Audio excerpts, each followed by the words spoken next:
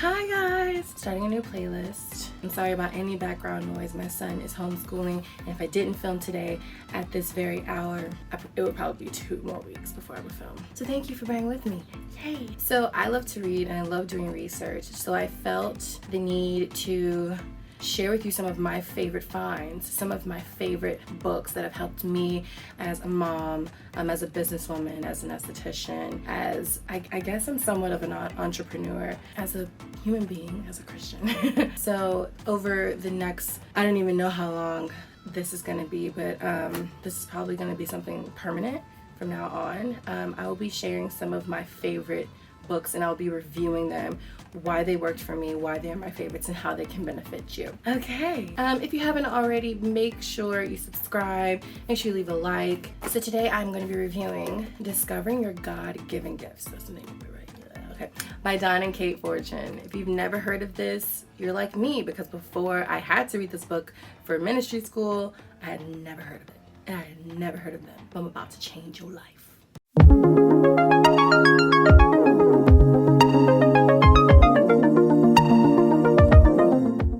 So who is this book for? So this book is for someone if you are confused about your calling, if you feel like you have so many talents, you're kind of like a jack of all trades, master of none. I've been there, and sometimes I still have those moments. If you want a little direction occupation-wise, and maybe you're looking for confirmation from the Lord, this is definitely a book for you. Totally. So this book will help you understand why you're so different, why you have certain characteristics, mannerisms. This also really helps you to understand why you're different from your significant other. And I believe that this book, it gives you appreciation for other people who are not like you. If you're like me, you're always eager to organize things.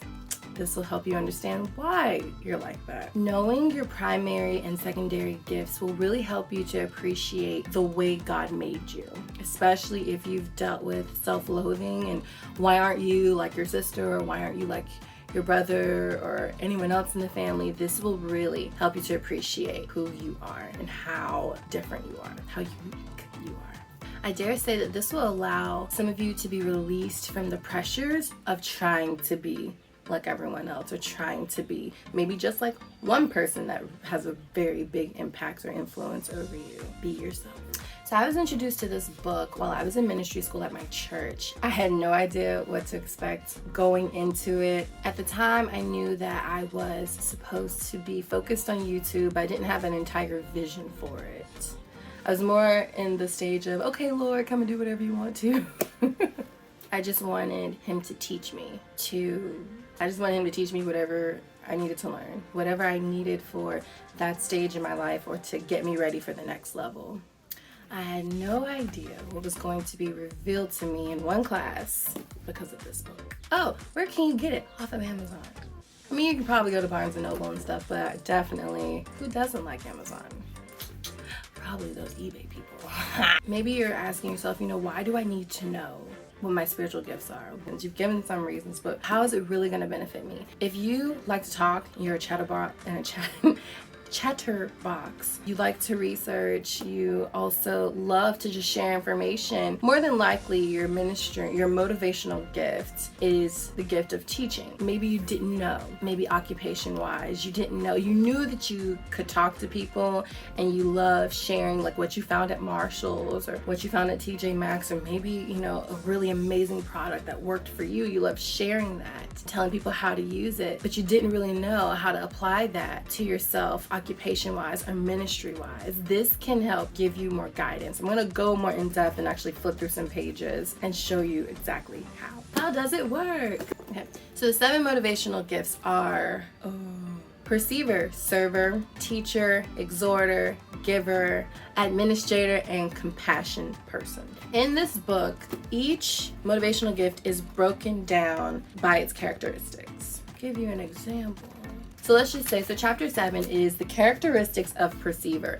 That's how it starts. So one chapter will be the characteristics of the perceiver, and it's gonna just break it down. So for example, perceivers quickly and accurately identify, I should have did my nails for this. Perceivers, they quickly and accurately identify good and evil. They see everything as either black or white, no gray or indefinite areas. So these are just their characteristics, okay? What you're supposed to do is you're supposed to ask yourself, when you read that statement at the very top in bold, you're supposed to ask yourself, is this me? You know, never, seldom, sometimes, usually, mostly, or always. And you can see right here, that's where you're gonna grade yourself. Look at my nails. Oh.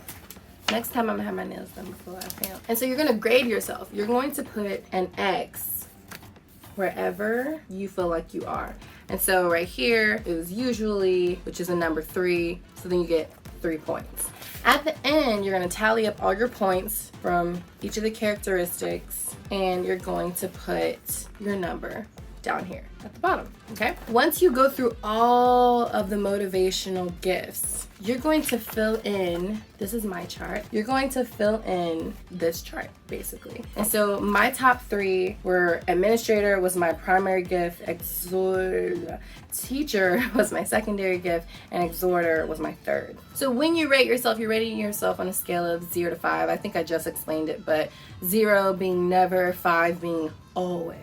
And I will say this, the scoring, y'all, this is very, very, very accurate. I learned so much about myself, good and bad. A lot good. So if you tend to kick yourself for your shortcomings and habits that might get on other people's nerves or get on your own nerves, or things that you tend to get wrong often, there's actually a problems section for each motivational gift. Let me show you. So chapter 7 was the characteristics of the perceiver, right? Chapter 8 is problems of the perceiver. Let's break it down. So you can actually score yourself here too. See, right there. So I'm gonna kind of explain it. So scoring yourself in the problem section, it's the same way, you know, 0 is never, 5 is always. If you have 0 to 5 points, you're a mature perceiver, or whatever the motivational gift is. If you 6 to 10 points, you're growing in grace. If you have 11 to 15 points, you're average perceiver or teacher or administrator. If you're 16 to 20 points, you're immature. And if you're 21 to 25 points, you might need some help. Let me give you an example. Right here, problems of the perceiver. Tend to be judgmental and blunt. I put a 2. That's only because in perceiver, I didn't really have that many problems. Now let me go to mine. Problems of the teacher. I'm gonna skip ahead just to see. I'm considered an immature teacher. So this was very eye-opening, very, very humbling, but it did help me to accept my shortcomings and it showed me what I needed to work on. So let's be, I'm gonna be totally transparent. Let's be, transparent. Okay, one of my big problem areas as a teacher is I'm slow to accept viewpoints of others. Okay, I took this survey last year in 2020, maybe September or October. I think it was September. So this did open my eyes and I have been working on it. Like I said, this part of the book is very humbling. And I only share all of my scores and all of them in great detail upon request. Thank you. And you know, like I said, I still agree with this book being spot on. The characteristics of me as a teacher and as an administrator and as an exhorter, and the problems as well. All the problems of whatever motivational gift, I'll just say teacher, all of them may not apply to you, which is good because again, you may be a mature teacher or you may be a very immature teacher. Or you may just need help.